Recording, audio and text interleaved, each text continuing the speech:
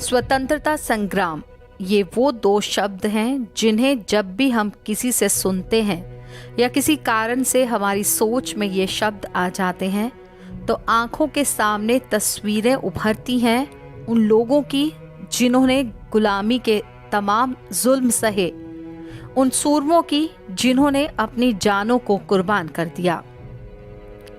स्वतंत्रता के लिए भारत के शूरवीरों के संघर्ष से जुड़ा एक हिस्सा अंडमान निकोबार द्वीप की राजधानी पोर्ट ब्लेयर की सेलुलर जेल है, जिसे काला पानी भी कहा जाता था।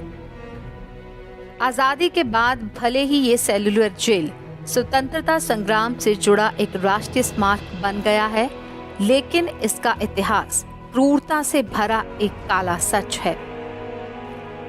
भारत की आजादी के लिए जब पहला संग्राम 1857 में शुरू हुआ तो गुलामी का जुल्म सह रहे हर भारतीय के मन में आजाद होने की चिंगारी सुलगने लगी। जब अंग्रेजों ने भारत पर कब्जा किया तो उनके सामने ये विद्रोह एक बड़ी चुनौती बन गया था। विद्रोह की ये आग ना फैले, इसे रोकने के लिए अंग्रेजों ने सभी स्वतंत्रता सेनानियों को सजा देने के लिए ऐसी जगह चुनी जो भारत से अलग थलग थी। इसी मकसद से यहाँ पर जेल का निर्माण किया गया। लेकिन यह जेल आम जेलों से बहुत अलग थी, बल्कि अगर कहा जाए कि आज तक की सबसे भयानक जेल तो गलत नहीं होगा। इस जेल में करीब 696 सेल यानी कक्ष बनाए गए थे। हर सेल की लंबाई और चौड़ाई 3 मीटर के आसपास थी। आजादी के दीवानों को यहाँ पर लाकर रखा जाता, उन पर इस तरह के जुल्म किए जाते कि वो आजादी के सपने को भूल जाएं। उन पर किए गए जुल्मों की कोई इंतहा नहीं थी। कैदियों को सिर से लेकर पैर तक हमेशा बेड़ियों में रखा जाता। उन्हें तब खोला जाता जब उनसे कुछ काम लेना होता था। हर वक्त उनसे अमानवीय व्यवहार किया जाता, हर तरह से उनका अपमान किया जाता। हर सेल को इस तरह बनाया गया था कि अपने साथ वाले सेल में भी कैदी को देख पाना या उसे सुन पाना मुमकिन नहीं था। लेकिन हर सेल में हर कैदी की पूरी तरह से निगरानी की जा सकती थी। जेल के पहरेदार कैदियों को बंद करके ताले की चाबी जेल के अंदर ही फेंक देते थे, लेकिन वो कैदी उन चाबियों तक पहुंच नहीं पाता था। कैदियों को पीने के लिए गंदे से गंदा पानी, खाने के लिए सांपों कैंचुओं से युक्त भोजन दिया जाता था।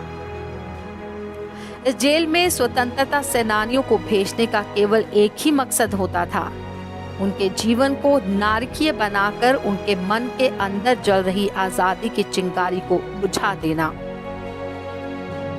लेकिन इन तमाम अत्याचारों और क्रूरता के बावजूद किसी के अंदर आजादी को पाने की ना तो चाह कम हुई, ना ही किसी का साहस टूटा। ये सेलुलर जेल कई स्वतंत्रता सेनानियों की मृत्यु की जगह भी बनी। इनमें से एक महावीर सिंह भी थे जो भगत सिंह के अनुयायी थे। इसके अलावा मोहित मोइत्रा, मोहन किशोर नमदास ने भी आजादी का सपना देखते देखते इसी जेल में अपनी जान दे दी थी। उनके अलावा योगेंद्र शुक्ला, विनायक दामोदर सावरकर, बटुकेश्वर दत्त, सचिंद्र नाथ सान्याल और बाबा राव सावरकर कुछ ऐसे लोकप्रिय स्वतंत्रता कार्यकर्ता हैं जिन्होंने इस सेलुलर जेल में एक महत्वपूर्ण समय बिताया था। इतिहास गवाह है उन दिनों और रातों का जहां हर पल आजादी की चाह रखने वालों पर जुल्म किए जाते जो मौत से भी बदतर होते थे। लेकिन अत्याचारों की कोई भी हद उनके दिलों से आजादी का जज्बा मिटाने में कामयाब नहीं हुई। आज हम आजाद हैं, समय बहुत आगे बढ़ चुका है। ये जगह हमें याद कराती है उन शूरवीरों की जिनकी जानों की कीमत पर हमने ये आजादी पाई है। ये जेल भले ही अब एक स्मारक का रूप धारण कर चुकी हो, लेकिन इसका हर कोना, हर जगह गवाह है उस क्रूरता का जिसे हमारे सेनानियों ने झेला और हमें आजादी दिलवाई। वंदे मातरम।